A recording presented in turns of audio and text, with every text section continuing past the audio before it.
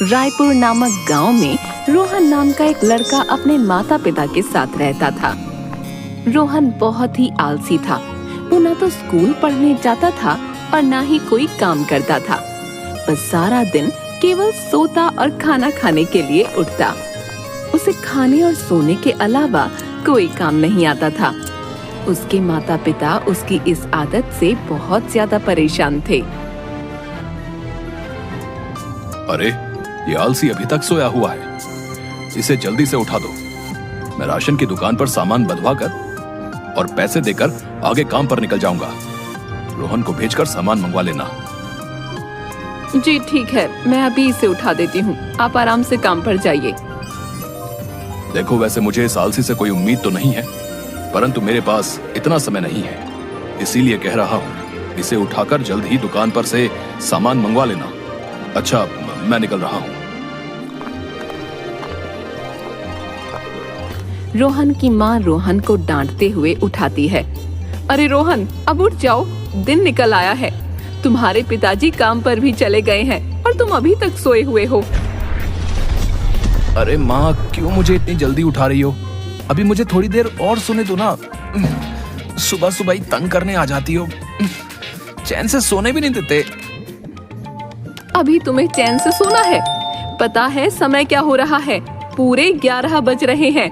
जल्दी उठो और लाला की दुकान से जाकर राशन लेकर आओ। तुम्हारे पिताजी खास कहकर गए हैं कि तुम्हें भेजकर सामान मंगवा लूं। अरे माँ, मैं अभी उठ नहीं सकता।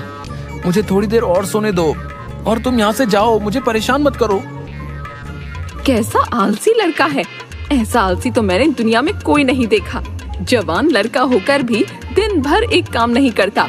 ना तो अपने पिताजी का हाथ बंटाता है और ना ही घर का कोई काम करता है। पता नहीं इस आलसी की जिंदगी में क्या होगा। आखिरकार मजबूर होकर रोहन की माँ को भी राशन का सामान लेने जाना पड़ा। रोहन के पिताजी को जब इस बात का पता चला तो उन्हें बहुत गुस्सा आया। आखिर ये लड़का किस मिट्टी का बना है? इसे जरा सी भी शर्म नहीं आती। रोहन के माता पिता रोहन के आलसी होने की वजह से बहुत परेशान रहते थे। वो कोई काम नहीं करता था। एक दिन रोहन के पिताजी की तबीयत थोड़ी खराब थी और उन्हें एक जगह कुछ जरूरी सामान भिजवाना था।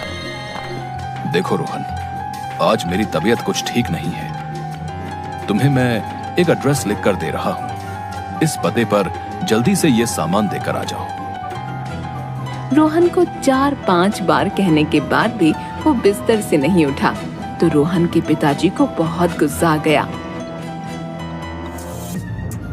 तुम कितने बड़े हो गए हो और एक ढीले का काम नहीं करते। तुम्हें आराम से बैठकर बस खाना खाना आता है।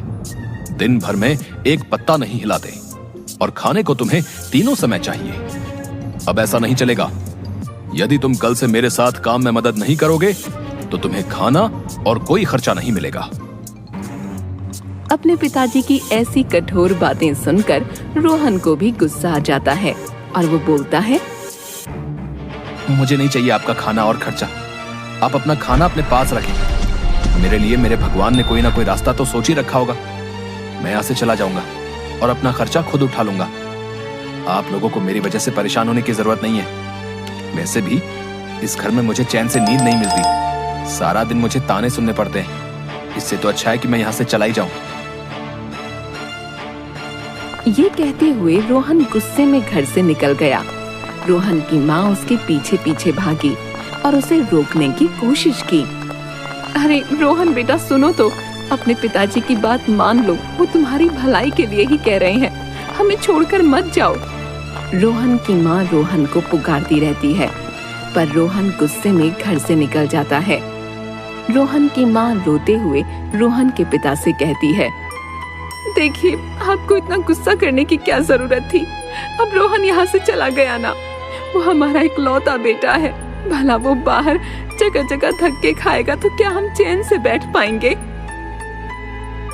मैंने तो उसे डराने और सीधे रास्ते पर लाने के लिए ये सब कहा था। मुझे उम्मीद थी कि इतना गुस्सा होने पर रोहन का दिमाग सही रास्ते पर आ जाएगा और वो अपना आलस छोड़ देगा। परंतु मुझे क्या पता था कि वो इतना ढीठ और आलसी है कि घर ही छोड़कर चला जाएगा। उसे 2-4 दिन धक्के खा लेने दो, उसे भी दाल रोटी का भाव पता चल जाएगा और अक्ल ठिकाने आते ही वो वापस भी आ जाएगा। रोहन अपने गांव से चलता हुआ पड़ोस के गांव में पहुंच जाता है। शाम होने लगी थी। अब उसे बहुत जोरों की भूख लगने लगी। वो सोचने लगता है कि वो अपना पेट कैसे भरे। तभी सामने उसे एक मंदिर नजर आता है जहाँ पर काफी भीड़ थी। रोहन उस मंदिर के अंदर जाता है। सोचता है कि भगवान उसके खाने का इंतजाम जरूर कर देंगे। हो ना हो उसे मंदिर में कुछ न कुछ मिल ही जाएगा। तभी सामने एक व्यक्ति प्रसाद बांटता हुआ दिखता है।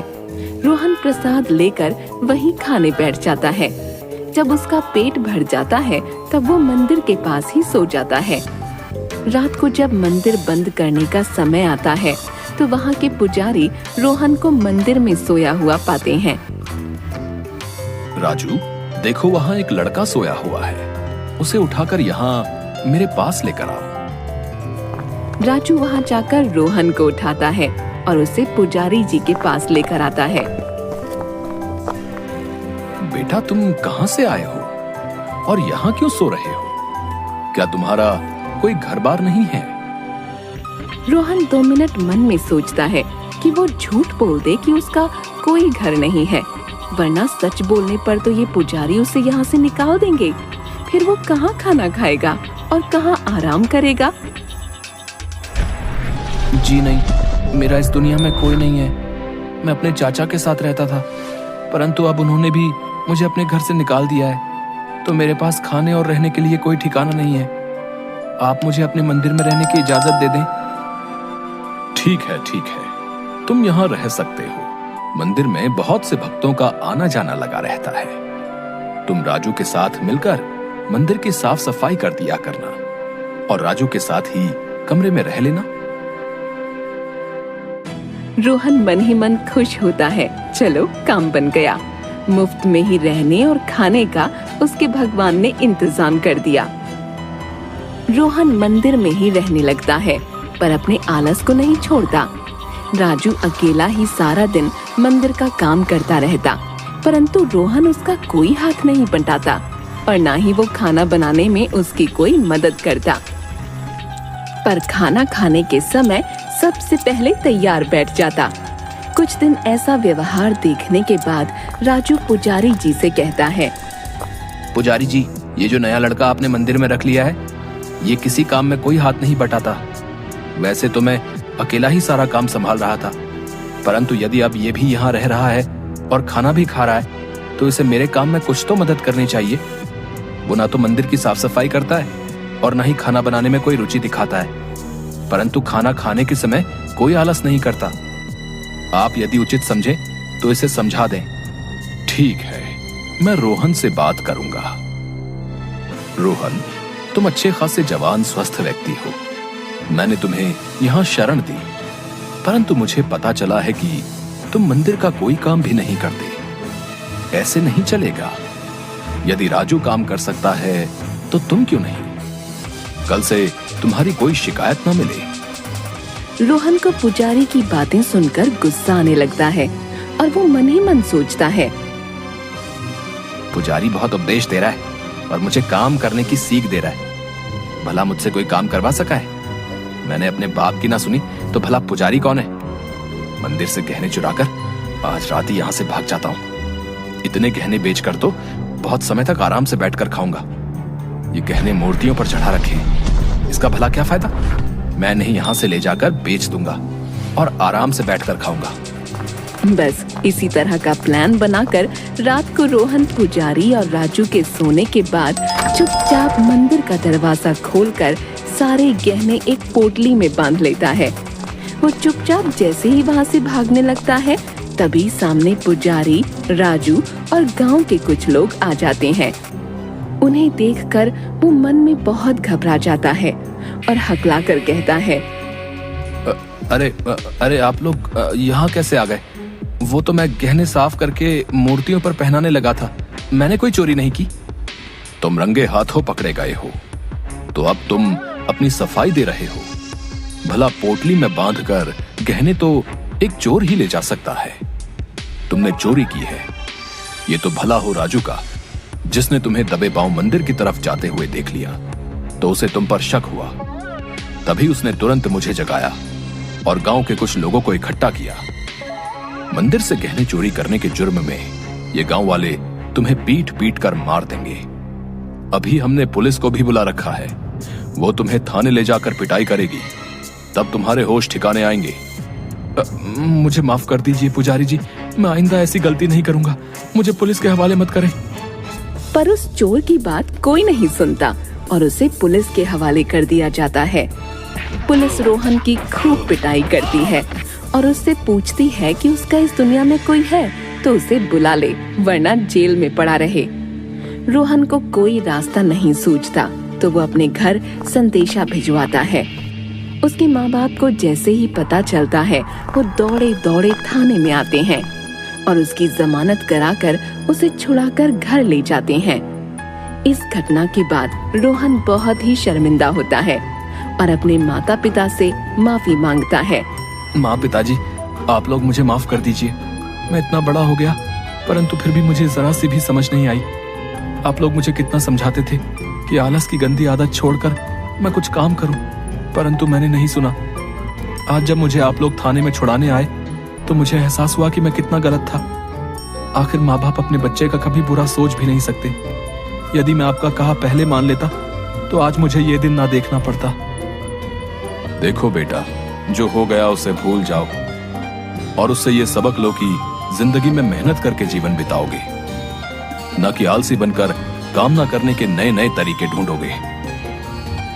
तुम्हें यदि अपने किए का पछतावा है तो अब तुम सुधर जाओगे और जीवन में कभी भी आलस नहीं करोगे।